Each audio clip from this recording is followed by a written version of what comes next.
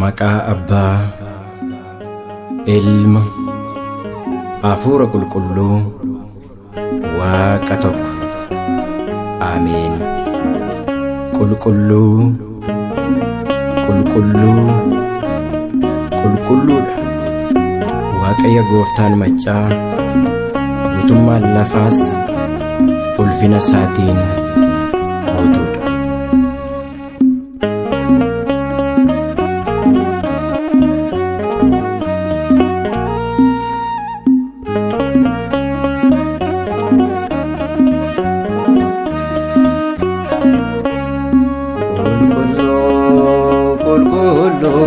Qulqulluu jedhamtee galateeffamta, uumama kee ni waaqeffamta.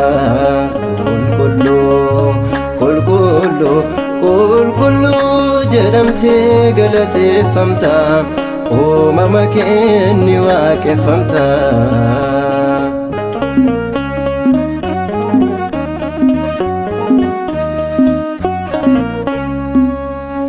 Suraafeel kiruu teessoo kee dura, si kabajuu bara ammaa bara. Alfaa Omeegaa baraan jiraatta, Gooftaan si'i mootiin mootota. Kan ajjeestu kan jiraachistu, hundaan kee si galatu.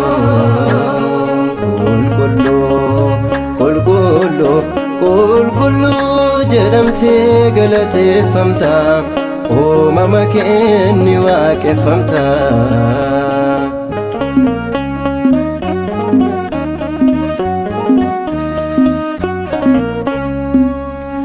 Sagalee keetiin durumaan turte, waaqummaa kee hunda hojjette.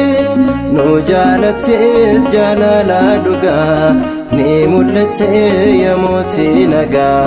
Laaltummaan kee ni madaalamu, guddummaan kee duraan ga'amu.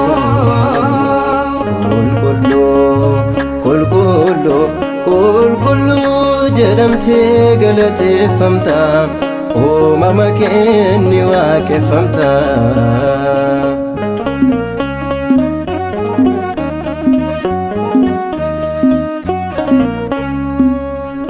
Maqaan sadii waaqummaan tokko, beekuudhaanis golga Waaqayyoo. Waloomaadhaan addaan qoodamtu, ulfinaanis si kabajamtu. Icciitiin kee ajaa'ibaadha, arjummaan kee baay'ee guddaadha. Qulqulluu jedhamtee galateeffamta, uumama kee ni waaqeffamta.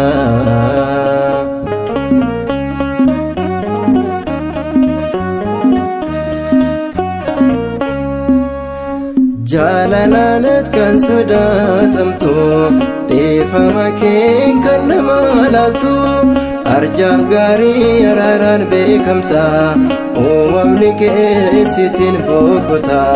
Mararfatee maqaa kee waama, ati dhugumaan jaalatama.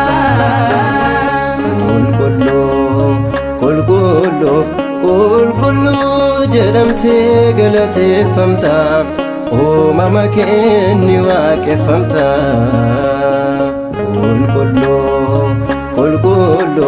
Qulqulluu jedhamtee galateeffamta, uumama kee ni waaqeffamta.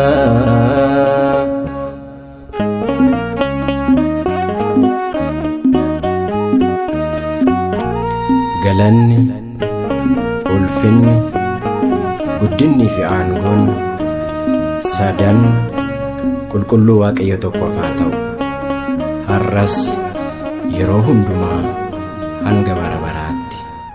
Ameen.